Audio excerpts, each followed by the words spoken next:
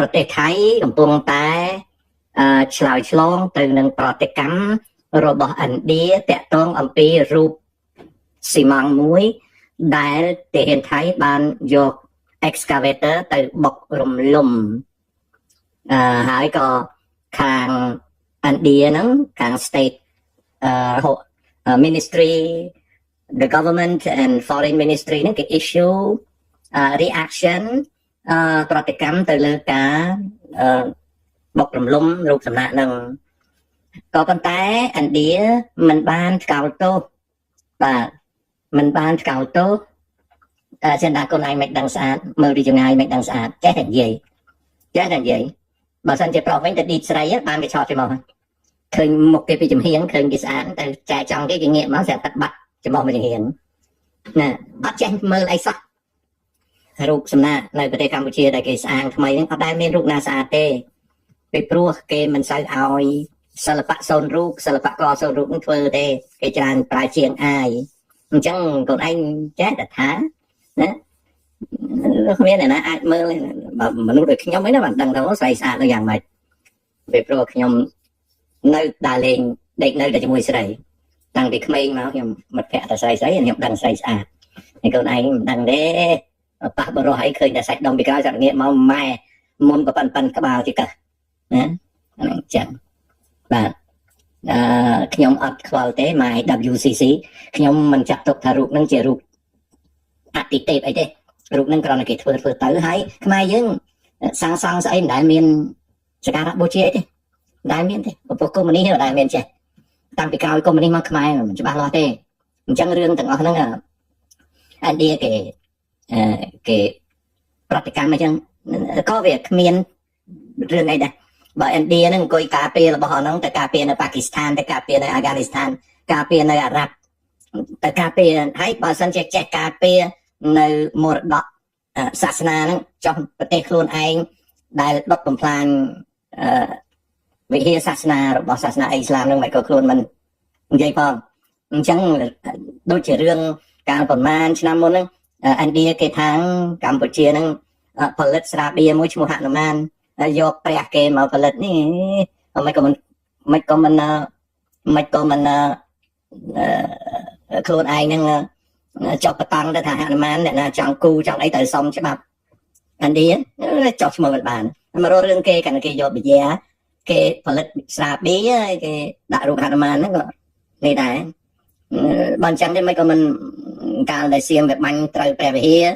ប្រាសាទព្រះវិហារនិងប្រាសាទតាកបីអីមិនក៏ឥណ្ឌានឹងមិនចាញ់មកជួយការពារផងទៅមិនក៏មិន claim ថាហ្នឹង Hindu castle Hindu temple Hindu monument ផងទៅអញ្ចឹងបានថាជួនកាលទៅតណាខ្សែណាលាយគ្នាណាបាទអញ្ចឹងទៅត្រូវសៀមវាលុតវិញខ្ញុំនឹកឃើញថាបណ្ឌាវាខ្លាំងអញ្ចឹងយើងនាំគ្នាដាក់លឹងព្រះឥសូរតាមព្រំដែនណាបងប្អូនដាក់លឹងព្រះឥសូរហើយយើងនាំគ្នាមួយថ្ងៃនាំគ្នាលួចទៅរុញមួយអាមទៅមកទៅខាងយួនដាក់សិតទៅលឹងណាដាក់លឹងព្រះឥសូរតែបើកំដាក់តូចពេកប្រយ័ត្នគេអង្គុយពីលើដាក់លឹងព្រះឥសូរមកជួអញ្ចឹងទៅលួចរុញបន្តិចអង្គៀកទៅ 4-10 ឆ្នាំចេះតែផ្ដាំកូនឲ្យអង្គៀកលឹងអង្គៀកងាយអង្គៀកឯងដល់អង្គៀកលឹងទៅហើយបើសិនជាមានអ្នកណាវាយលឹងនឹងចោលឥណ្ឌាអ្នកចាញ់មុខមកការពារយើងពីណាខ្ញុំមកការពារណានេះគឺជាវប្បធម៌ឥណ្ឌាដ៏មហាអស្ចារ្យនៅក្នុងលោកកាពីណាអញ្ចឹងយើងមិនចាំបាច់ច្បាំងនឹងសៀមមិនបាច់ច្បាំងនឹងយួនទេអាញ៉ៃអីណាហើយនៅក្នុងសមុទ្រហ្នឹងយើងធ្វើរូបចម្លាក់សិតតាលឹងសិតតាអតិទេពឥណ្ឌាហ្នឹងយកទៅដាក់នៅក្នុងសមុទ្រអាណាហ៊ានបើកកប៉ាល់កាត់អានឹងមើលងាយព្រះអតិទេពឥណ្ឌាឲ្យឥណ្ឌាចាញ់ច្បាំងស្រាប់តែឥណ្ឌាវាថាខ្វះនំក្រៀបគាត់ថាអូខេឥឡូវបងប្អូនធ្វើនំក្រៀបឲ្យណាធ្វើនំក្រៀបឲ្យឥណ្ឌាថាខ្វះការីដល់ធ្វើការីឲ្យឥណ្ឌាថាការីអត់ឆ្ងាញ់ឥណ្ឌាចេះមានរឿងទាំងអស់តែនោះខ្វះប្រពន្ធខ្វះមុងខ្វះទាំងអស់មកពីអីបានខ្វះមកពីអត់ហ៊ានចេះច្បាំងណាហើយបើចង់តវ៉ាជាមួយចិនវាខោកកាលពីទសវត្សរ៍ទី70នោះត្រូវគ្នាប៉ះគ្នាមួយចិនវាខោកជំនាន់ហ្នឹងចិនអត់ខ្លាំងផងខោកឥណ្ឌាហើយលើក្រោយចិនវាកុងហ្វូវាអត់ច្បាំងនៅភ្លើងទេណាអាតាមបណ្ដោយព្រំដែនឥណ្ឌាចិនវាកុងហ្វូទៅមានអីឥណ្ឌាវាយជាមួយនឹងទាហានចិនបោចពុកមាត់អនុស្រែកសាច់ចាច់ប្តឹងមកអង្គការ អបជាជាតិថាការបោកទុកមាត់មនុស្សគឺជាការមើលងាយនៃសេចក្តីថ្លៃថ្នូររបស់មនុស្សជាតិសម័យបុរាណអញ្ចឹងថាអញក៏មានពុកមាត់ដែរឯងមិនបោកអញណាអានេះថាបោកមិនបានឯងកោហើយណាណាឯងទៅឯងកោញ៉ៃសួរគ្នាតាមជួរនៅទី3នៅព្រំដែនជាប់នឹងឥណ្ឌាចិនសួរគ្នាវាយជាមួយចិនបោកទុកមាត់អាហ្នឹងរឿងហ្នឹងហើយគេហៅថាចំនួនដែលកើតឡើងមិនទៀងទាត់ណាអាហ្នឹងកើតឡើងមិនទៀងទាត់ណាកើតឡើងមិនទៀងទាត់អូខេអញ្ចឹងខ្ញុំនឹកឃើញល្អដែរបើសិនជាឥណ្ឌាគេឡូឡាថ្កោលទោសថៃទៅលុយក៏អត់ថ្កោលទោសគេអត់ថ្កោលទោសគាត់និយាយថាគេមានការបារម្ភអីចឹងទៅណាដល់ហើយទៅក៏គេឈប់និយាយទៅគេឈប់និយាយទៅឥឡូវនេះការប្រជុំបន្តទុកពេលឲ្យគេប្រជុំគ្នាបាទគេទុកពេលឲ្យគេប្រជុំគ្នាទៅនិយាយពីសភាពការពិភពលោកបន្តិចកាលពីម្សិលមិញឬម្សិលមួយថ្ងៃទេសហរដ្ឋអាមេរិកបានប្រកាសសហរដ្ឋអាមេរិកនេះបានប្រកាសដោយប្រធានាធិបតី Donald Trump បានប្រកាសអំពីការផលិតនៅនាវាចម្បាំងឈ្មោះថ្មី class វាថ្មីដែលចំណាយប្រាក់រាប់ពាន់លានជានាវាចម្បាំងដែលលោកប្រធានាធិបតី Trump បាននិយាយថាគឺជានាវាចម្បាំងដ៏សែនធំណាគឺជា warship type ដែលលោកប្រធានាធិបតី Trump ហ្នឹងយល់ឃើញថាសហរដ្ឋអាមេរិកហ្នឹងត្រូវមានwarships ថ្មីធំហ្នឹងអញ្ចឹងក៏គាត់ប្រកាស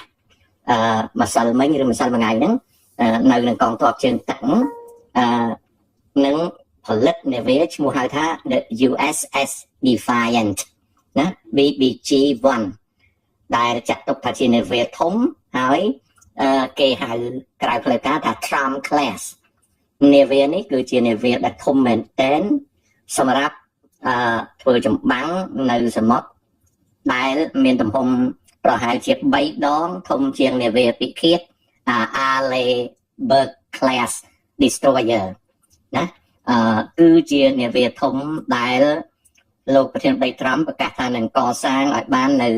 កម្លាំងទ័ពជើងទឹករបស់សហរដ្ឋអាមេរិកហៅថា Golden Fleet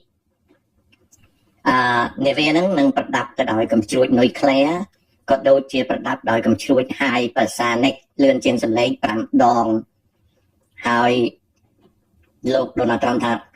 នាវាហ្នឹងគឺសម្បើមឲ្យខ្លាំងជាងនាវាដទៃរហូតដល់100ដងខ្ញុំស្ដាប់គាត់និយាយទៅបើបងប្អូនណាឆ្ងល់រឿងនាវាដែលលោកប្រធានាធិបតី Trump ប្រកាសផលិតនេះខ្ញុំសូមជម្រាបថាតាមអ្នកឯកទេសខាងយុទ្ធឧបករណ៍ជើងទឹកនិងអ្នកឯកទេសខាងសង្គ្រាមការផលិតនាវាដ៏ធំអស្ចារ្យនេះមិនសូវមានប្រយោជន៍ទេទោះបីលោកប្រធានាធិបតីគាត់ជ្រងទង់ក្រវីអួតអាងយ៉ាងណាក៏ដោយក៏នាវាធំបែបនេះវាចំណាយក៏អស់លុយច្រើនហើយវាមិនមានប្រសិទ្ធភាពក្នុងចម្បាំងសម័យទំនើបនេះទេសម័យទំនើបនេះនាវាធំដែលមានរូបរាងធំហ្នឹងគឺជួបប្រទះនឹងហានិភ័យខ្ពស់ណាស់ក្នុងការពារខ្លួនទប់ទល់នឹងការវាយប្រហារពីសំណាក់កម្មជ្រួចសមុទ្រហើយនៅពេលដែលមាននាវាធំគឺនឹងត្រូវចំណាយនាវិកនៅលើនាវាហ្នឹងពី1000នាក់ទៅ5000នាក់ដូច្នេះបើនាវាហ្នឹងផ្លោះធ្លោយគឺជីវិតរបស់នាវិករាប់ពាន់នាក់នឹងបាត់បង់ហើយលំបាកក្នុងការពារនាវាហ្នឹងណាប្រៀបបាននឹងដែនកោះមួយនៅកណ្ដាលសមុទ្រដែលពិបាកការពារអញ្ចឹងអ្នកជំនាញខាងយុទ្ធឧបករណ៍និងអ្នកជំនាញខាងសង្គ្រាមទំនើបគេចាត់ទុកថាការសាងសង់និងផលិតនាវាធំដែលចាប់ផ្ដើមពីការផលិត2គ្រឿងនេះជាការចំណាយខាតបង់ហើយមិនបំរើនៅការការពារដ៏ខ្លាំងក្លារបស់សហរដ្ឋអាមេរិកក្នុងសម័យកាលនៃយុគសម័យសង្គ្រាមទំនើបបំផុតនេះទេ ដូច្នេះបើមានអ្នកឆ្ងល់ខ្ញុំនិយាយប្រាប់រឿងហ្នឹងបន្តិចណាចំពោះយោបល់ខ្ញុំផ្ទាល់ក៏ខ្ញុំផ្អែកទៅលើទស្សនៈថាអត់ល្អបាទវាពិបាកណាស់ដែលសហរដ្ឋអាមេរិកមាននាវាផ្ទុកយន្តហោះ11ដែលនាវាផ្ទុកយន្តហោះ11គ្រឿងនេះលំបាកការពារណាស់ទៅហើយតែវាជាករណីចាំបាច់ដល់ជាករណីចាំបាច់នៃកងទ័ពសហរដ្ឋអាមេរិកក៏ត្រូវផលិតនាវាផ្ទុកយន្តហោះដែលដាក់ដំណើរការចំនួន11គ្រឿងហើយនៅក្នុងពេលដែលនាវាផ្ទុកយន្តហោះដ៏ធំមាននាវិករាប់ពាន់នាក់នេះធ្វើប្រតិបត្តិការគ្រាន់តែក្បួនការពារនាវាគឺសឹងតែគ្មានប្រទេសណាមាននាវាចម្បាំងទៅចងក្រងជាក្បួនការពារនាវាផ្ទុកយន្តហោះបានទេក្នុងនាវាផ្ទុកយន្តហោះមួយ carrier មួយគឺមានការការពារដោយនាវាដទៃជាច្រើនគ្រឿងទាំងលើអាកាសក៏មានយន្តហោះទាំងនៅលើទឹកក៏មានទាំងនៅប្រប៉ះទឹកក៏មានទាំងនៅក្នុងទឹកក៏មានមុខនិងក្រោយជំហៀងឆ្វេងស្ដាំចុះតម្រាំតែនាវាចម្បាំងដែលលោកដូណាល់ត្រាំនិយាយនេះគឺគ្មាននរណានៅក្នុងមជ្ឈដ្ឋានអ្នកជំនាញខាងសព្វវុធយុទ្ធោបករណ៍គិតថាល្អទេអ្នកដែលនិយាយពីល្អនោះគឺតែមន្ត្រីប៉ុន្មានអ្នកនៅក្នុងមន្ទីរប៉ង់តាហ្គូននិងមន្ត្រីនៅក្នុងកងនាវាតែប៉ុណ្ណឹងតែបើនិយាយពី independent military hardware experts គឺការផលិតនាវានេះគឺវាចំណាយលុយចោលហើយវាអត់មានធ្វើឲ្យសក្តានុពលនៃកម្លាំងទ័ពជើងទឹកអាមេរិកហ្នឹងខ្លាំងក្លាទេផ្ទុយទៅវិញវាជាបន្ទុកទៅវិញទេណាទោះបីយ៉ាងណាក៏លោកប្រធានាធិបតីត្រាំហ្នឹងទូងស្គរជ័យយ៉ាងសម្បើមហើយរដ្ឋមន្ត្រីក្រសួងសង្គ្រាមក៏ទូងស្គរសម្បើមណាខ្ញុំខ្លួនឯងជាអាមេរិកហើយខ្ញុំឯងតែចង់ដឹងចង់លឺទេចំពោះខ្ញុំតែរបស់ខ្ញុំគឺជាការខាតបង់ទេវាអត់ជួយឲ្យអាមេរិកនេះខ្លាំងទេហើយខ្ញុំក៏ដឹងដែរថាហេតុដូចម្ដេចបានជាលោកប្រធានាធិបតីរុញកម្មវិធីផលិតនាវាដ៏ធំពីរគ្រឿងនេះណាមូលហេតុនៃការផលិតនាវាធំដល់ពីរគ្រឿងនេះគឺការចំណាយទៅលើបរិវាររបស់លោកប្រធានាធិបតីមានន័យថាកងត្រានានាក្រុមហ៊ុននានាឧស្សាហករណ៍នានាដែលទទួលបាននៅកងត្រានោះណាគឺសត្វតែជាអ្នកទទួលនៅផលលេបសក្ការៈទេរីឯសារៈសំខាន់នៃនាវានេះมันមានសារៈសំខាន់ទេខ្ញុំមានការសោកស្ដាយត្រង់ថាតែចាយលុយលើអញ្ចឹងបើសិនជាទុកលុយហ្នឹងមកបង្កើតនៅ autonomous naval forces ឬក៏ autonomous air forces ឬក៏ autonomous infantry forces army forces អានោះល្អស្អីទៅ autonomous គឺប្រើសតែសព្វវុធឬក៏យុទ្ធោបករណ៍ដែលអត់មានមនុស្សដែលយើងហៅ drone ណា unmanned ណាការអាមេរិកត្រូវគួរតែវិនិយោគឲ្យបានច្រើនលើនាវាមួយទឹកអត់មានមនុស្សបើកលើនាវាចម្បាំងប្រភេទលឿនរហ័សហើយអត់មានមនុស្សបើកលើយន្តហោះអត់មានមនុស្សបើកលើរថក្រោះតែមិនត្រូវការមនុស្សបើកជាដើមឡាក់គឺថាស្អីជា autonomous unmanned hardware ហើយមានតម្លៃថោកទៅវិញកុំចំណាយលុយច្រើនបាទកុំចំណាយលុយច្រើនហើយproduction ហ្នឹងវា faster បានសេចក្តីថាបើចេញប្រតិបត្តិការទៅវាត្រូវបច្ចាមិត្តបំផ្លាញគឺវាខូចទៅអាចនឹងដាក់មួយទៀតបានដោយតម្លៃថោកហើយលឿនសង្គ្រាមឥឡូវគេអត់យករបស់ធំដែលមានមនុស្សច្រើនទៅប្រើទេពិភពលោកអ្នកជំនាញខាងកិច្ចការឧស្សាហកម្មកិច្ចការយោធាកិច្ចការអីក៏ដោយគឺគេកំពុងតែតម្រង់ឆ្ពោះទៅរកណាគេកំពុងតែតម្រង់ឆ្ពោះទៅរកការប្រើប្រាស់ធនធានមនុស្សជំនាញតិចដោយអ្នកបើកយន្តហោះចឹងម្នាក់គេចំណាយ7លានទៅ10លានដុល្លារចំណាយ7ឆ្នាំទៅគេធ្វើឲ្យ pilot ហ្នឹងវាខ្លាំងក្លាបើវាស្លាប់បាត់បង់ជីវិត pilot ម្នាក់វាខាតធំណាស់អញ្ចឹងខ្ញុំក៏មើលឃើញដូចអ្នកឯកទេសដទៃដែរ គឺមិនល្អទេហើយ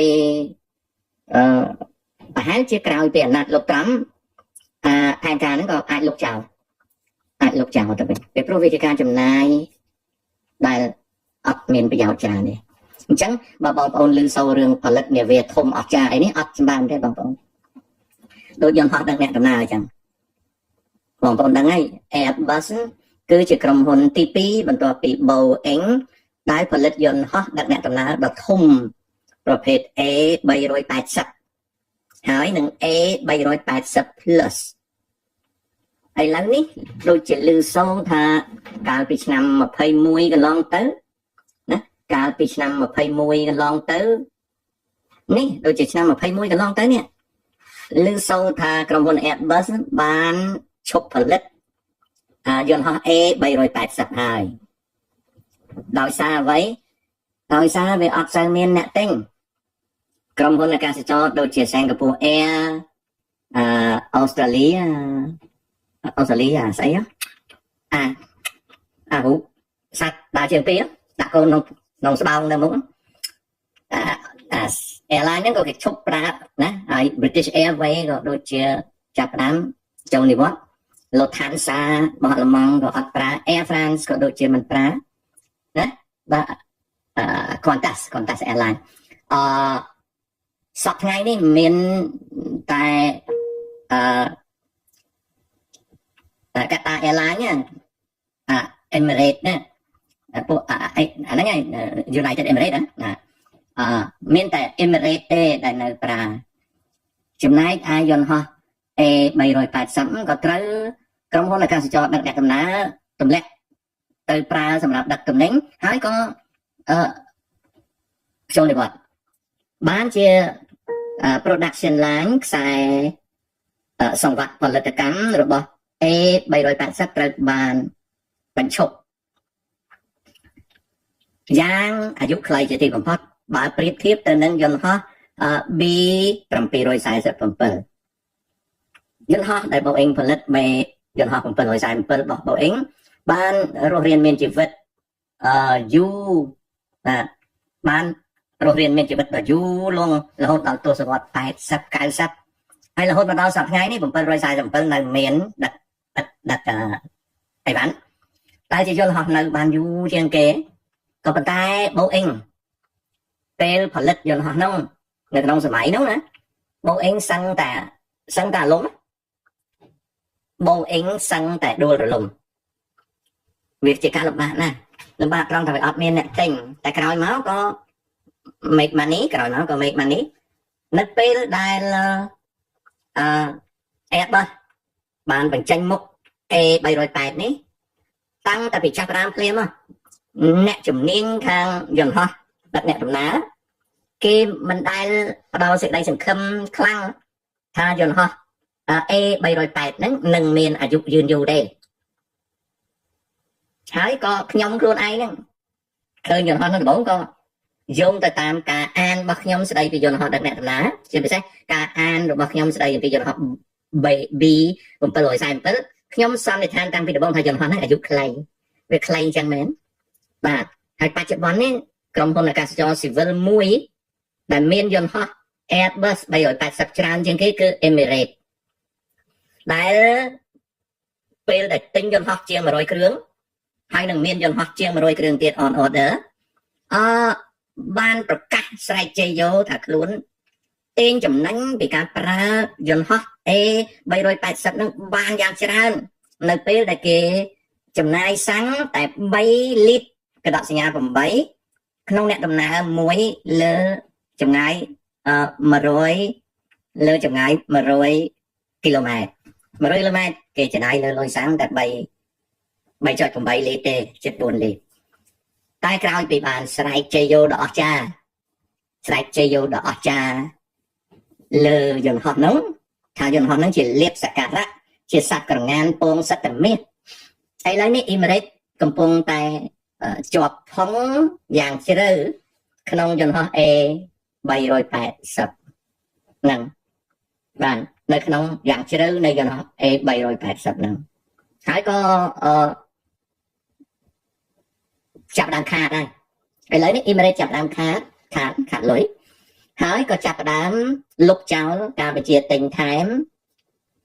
ដែលអ៊ីមេរិកនេះកំពុងតែខ្វាយខ្វល់អំពីការខ្វះបន្លាស់យន្តហោះពីព្រោះនៅពេលដែលក្រុមហ៊ុន Airbus បញ្ឈប់ការផលិតបន្លាស់យន្តហោះវាមានបន្លាស់មួយចំនួនវាពិបាករកហើយឡើងថ្លៃអញ្ចឹងទៅអ៊ីមេរិកក៏បង្កើតក្រុមហ៊ុនពិសេសមួយដើម្បីប្រមូលទិញបន្លាស់ចាស់ពីយន្តហោះដដែលហ្នឹងដើម្បីប្រមូលទុកសម្រាប់យកមកជួសជុលយន្តហោះរបស់ខ្លួនដែលកំពុងប្រើប្រាស់អញ្ចឹងអ្វីដែលយើងឃើញថាជាលាភសក្ការៈនៃមុខរបរអាកាសចរគឺ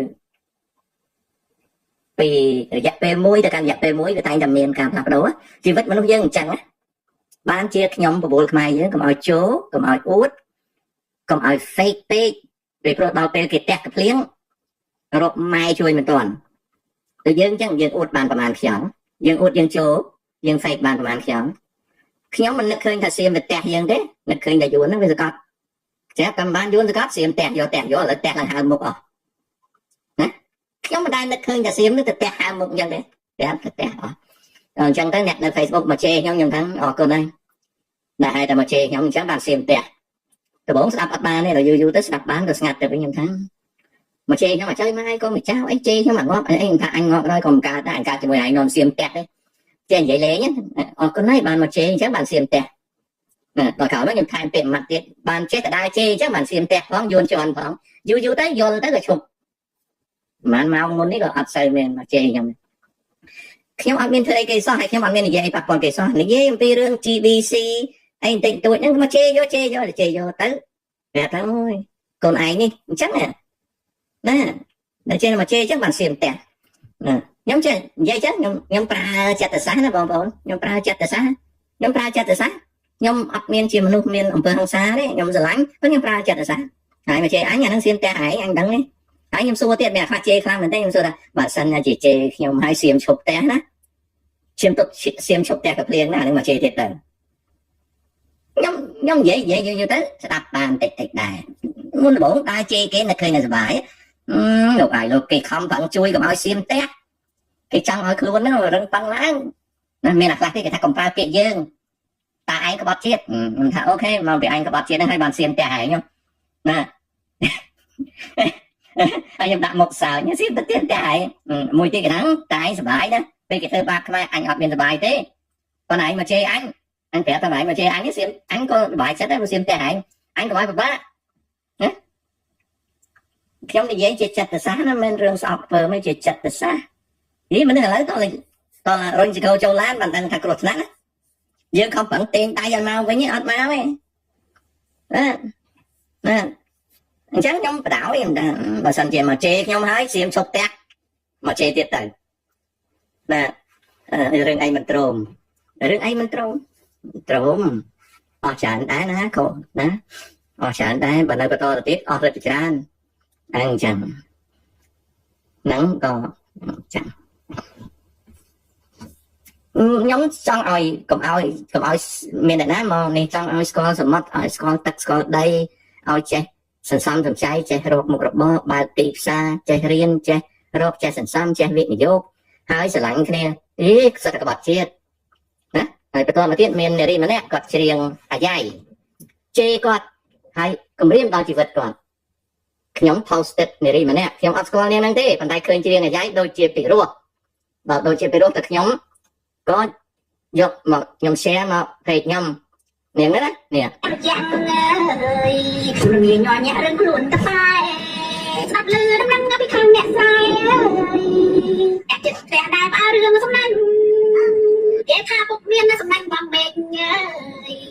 ខ្ញុំឆ្ងល់ខ្លាំងពេកហូបបាយលេងឆ្ងាញ់តែខ្ញុំសួរពុកណាពុកខាងពុកខ្នាញ់អើយចេះអាពីបាញ់សំណាញ់អញទុក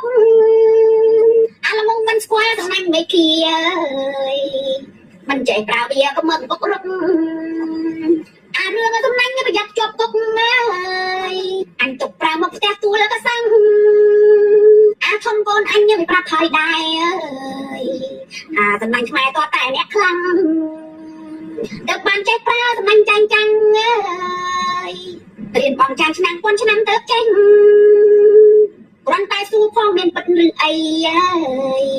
ពុកប្រើសំដីជួយជាតិអ្វីម្លេះខ្ញុំក៏រត់ល្ងងមិនដោយពុកចេះបើពុកមិនខ្មាស់ឈប់พูดខ្ញុំទៅអោសាំងប្របាការខែរចាំងខ្ញុំងាយញ័រញាក់រឿងខ្លួនតប៉ែស្ដាប់ឮដំណឹងពីខាងអ្នកស្រីអាចចិត្តតែដែរបើរឿងសំណាញ់គេថាពុកមានសំណាញ់បងមេឃខ្ញុំឆ្ងល់ខ្លាំងពេកហូបបាយលេងឆ្ងាញ់តែខ្ញុំសួរពុកមកខាងពុកខ្នាញ់ចេះអាពីបាញ់សំណាញ់អញពុកអាឡមុំមិនស្គាល់សំណាញ់មេឃមិនចេះប្រើវាក៏មិនពុករកអារឿងសំណាញ់ប្រយ័ត្នជាប់គុកអញទុកប្រើមកផ្ទះទួលក៏សាំងអាធំកូនអញវាប្រាប់ហើយដែរអាសំណាញ់ខ្មែរតតែអ្នកខ្លាំងទៅបានចេះប្រើសំណាញ់ចាញ់ចាំងរៀនបងចាឆ្នាំពាន់ឆ្នាំទៅចេះគ្រាន់តែសួរផងមានពិតឬអីពុកប្រើសំដីជួយជាតិអ្វីម្លេះខ្ញុំក៏រត់ល្ងងមិនដោយពុកចេះបើពុកមិនខ្មាស់ឈប់พูดខ្ញុំទៅអូយសាំងប្របាការខែរចាំងខ្ញុំងាយញ័រញាក់រឿងកាលណាគ្នាច្រៀងអាយ៉ៃសោះណាអូយមកជំរាមដល់ជីវិតគ្នាចេដោយតែខ្ញុំទៀតគេច្រៀងអាហ្នឹងគឺជាសិល្បៈខ្មែរពីដើមនៅក្នុងសម័យឪពុកខ្ញុំធ្វើនយោបាយគេច្រៀងសកវ៉ាគេច្រៀងអាយ៉ៃគេច្រៀងយីកេគេច្រៀងចបៃគេច្រៀងនយោបាយគណៈបព្វជិតបៃគេច្រៀងនយោបាយឥឡូវអត់ឲ្យគេច្រៀងទេហើយចុះសម្ដេចគាត់តែងសិតតែចម្រៀងនយោបាយហើយលុយណាលុយអញគាត់មិនតែងនយោបាយណាហើយគ្រាន់តែគេច្រៀងប៉ុណ្ណឹងមិនបានទេណាសិតគម្រាមដល់ជីវិតគេណាអាហ្នឹងអញ្ចឹងសិតគម្រាមគេគ្រាន់តែគេច្រៀងប៉ុណ្ណឹងក៏គម្រាមគេដែរអាហ្នឹងអញ្ចឹងឥឡូវមើលក្រសួងការពារជាតិក្រសួងការពារជាតិក្រសួងការពារជាតិក្រសួងការពារជាតិហ្នឹងវាអាប់ដេតពេកវាអត់លឿនសោះហ៎ក្តារអុកជាតិនិយមការមើលឲ្យធ្លុះមហន្តរាមក game នយោបាយថៃអត់ទេខ្ញុំមិនទាន់វិភាគទេខ្ញុំមិនទាន់វិភាគទេខ្ញុំមិនទាន់វិភាគទេ